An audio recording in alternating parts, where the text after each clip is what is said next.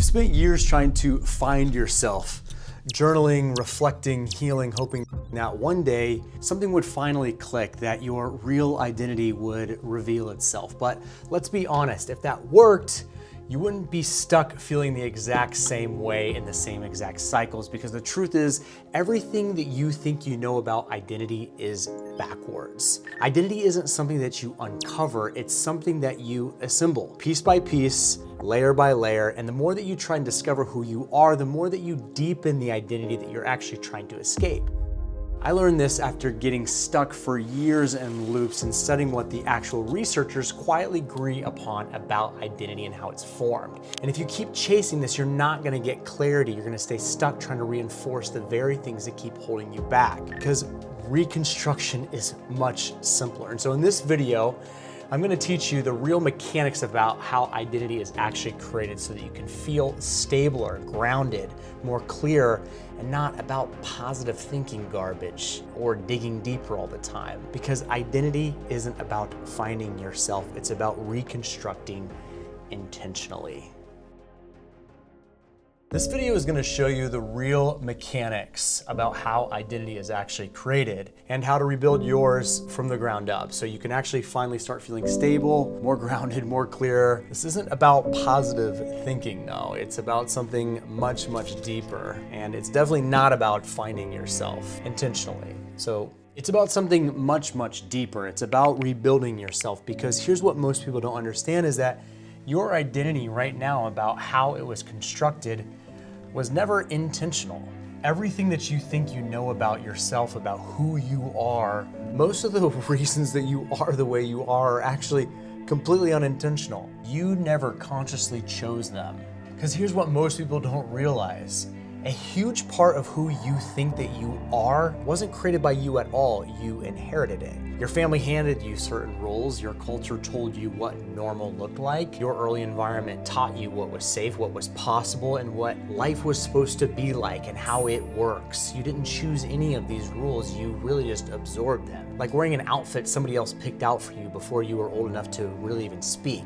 And now, as an adult, you're trying to find yourself wearing a costume that, again, you never selected. Of course, you're gonna feel stuck. Of course, you feel confused. You didn't build this identity you're living inside of. You inherited it. So if identity isn't something you uncover, what is it?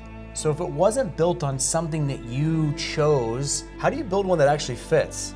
Hold that. Because once you see the truth, everything in your life will start making sense. Identity isn't discovered, identity is constructed. So of course you feel stuck, of course you feel confused. So if your identity isn't something that you uncover like some sort of detective, then what is it? Because once you see the truth, everything in your life will start making sense. Because identity is not discovered, it is constructed. The big giant hammer. See, you have to understand that your identity is more of a structure made up of behaviors, stories, environment, and roles that you repeat so long that your brain just sort of says, okay, I guess it's just who we are now. So it's less mystical and more mechanical. So here's a metaphor that will just make this obvious. Okay, so think of your identity like your childhood bedroom when you were a kid. And you didn't really design your bedroom, right? All these things were just sort of this way when you got in the room. My perspectives are off. That's supposed to be a desk.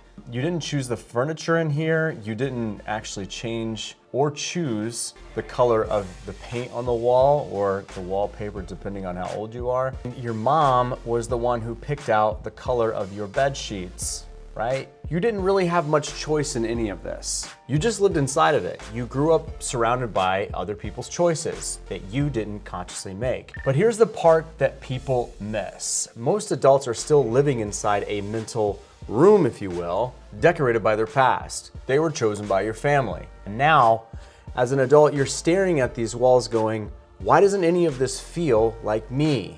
And it's because, again, you didn't build any of this. You just adapted it. The process of identity reconstruction is you're finally walking into that room and saying, okay, let's repaint these walls. Let's throw out some of this furniture here. This wacky desk thing never really belonged to me in the first place.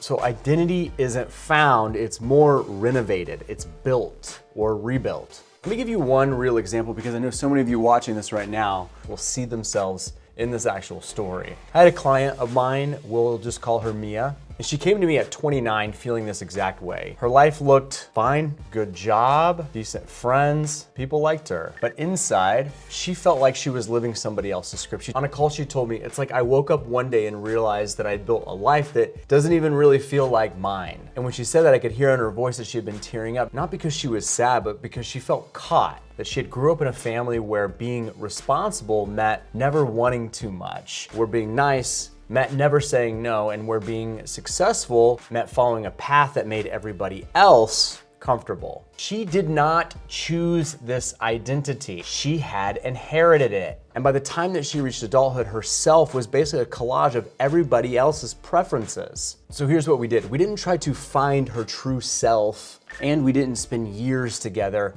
looking inwards, looking for some sort of hidden answer. We reconstructed her identity by changing 3 tangible layers. Her behavior, which is tiny actions that matched the life that she wanted. Her narrative, which at one of the levels were stories about who she was allowed to be. And then for her specifically, her environment, which was who and what she surrounded herself with on a daily basis. And I can remember when everything shifted for her. She told me, for the first time, I feel like my life finally has my fingerprint on it. Again, not because she discovered herself, but because she constructed it, she built it, she designed it herself. So if identity is something that you construct, what are you actually constructing it with? What are the pieces? What are the layers? What are the levers? What are the tools? This is where something I call the identity inversion process comes in. So at a basic understanding for this video, identity reconstruction happens on 3 different layers. We're just gonna put basics so you guys can watch this and know what to do. Layer 1, behavior, identity through repetition. Now, this is not who you think you are. It's not what you've journaled about. It's who you act as, because you become the person whose actions you practice the most. Because behavior is sort of like the foundation, the bricks of a house. Layer 2, narrative identity, which is the stories that you tell yourself. And again, at a basic layer, this is about what your past means and what you're allowed to actually want for your life. Narrative is sort of like the paint on the walls, like the atmosphere, the vibe of the actual room. It tells the space how to feel. So if you shift the stories, you shift this narrative identity. And layer number 3, this is environmental identity. So most people don't realize this, and actually almost nobody talks about this, but your environment is quietly rebuilding your identity every day, or it's reinforcing it. If your room, your environment is filled with the same people, the same habits, the same conversations, etc., expectations, whatever, your identity becomes a replica of the past. So if you change the environment and suddenly your behavior shifts and your narrative starts to open up, environment is that architecture. So behavior is like the bricks, narrative is like the meaning, and the environment is the structure itself. So we're just gonna say structure or the framework. So again, these are the basics, but overall, when you shift these 3, identity stops being something that you search for and something that becomes that you actually build with intention. So imagine this, you walk into that old mental room, the one that you grew up inside, okay, this one here, and instead of trying to understand it or find meaning in it, you pick up a paintbrush, you move the furniture around, you put down these certain posters, you open up the windows, and you stop trying to find yourself inside somebody else's design, and you start constructing it or reconstructing that identity, and it finally starts to feel like you. That's empowerment. That is the shift. Everything that you knew about identity was backwards, but now that you know the real model, identity again is not discovered, it's reconstructed. And this gives you enough to get started on the basics. You can literally start rebuilding today. If you're in a situation where you actually want more help with this, rebuilding these 3 layers, the basics, and a lot more in depth, click the link below and I'll show you exactly how to do that. It's a step-by-step walkthrough on how to reconstruct your identity from the ground up, and you can apply to work with me directly as well. Peace, and I'll see you in the next.